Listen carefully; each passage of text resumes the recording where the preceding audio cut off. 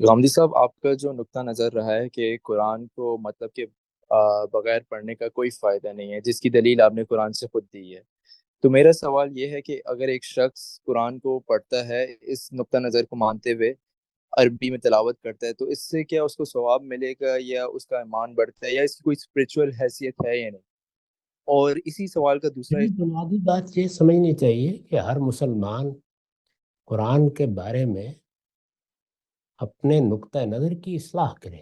قرآن ہدایت کی کتاب ہے، اللہ تعالیٰ نے اس لیے اتاری ہے کہ وہ پڑھی جائے، سمجھ کر پڑھی جائے۔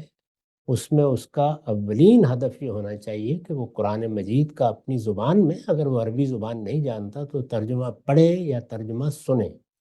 اس کے ساتھ وہ ایک روحانی تعلق اللہ کی کتاب سے پیدا کرنے کے لیے اس کے عربی الفاظ کی تلاوت کرتا ہے۔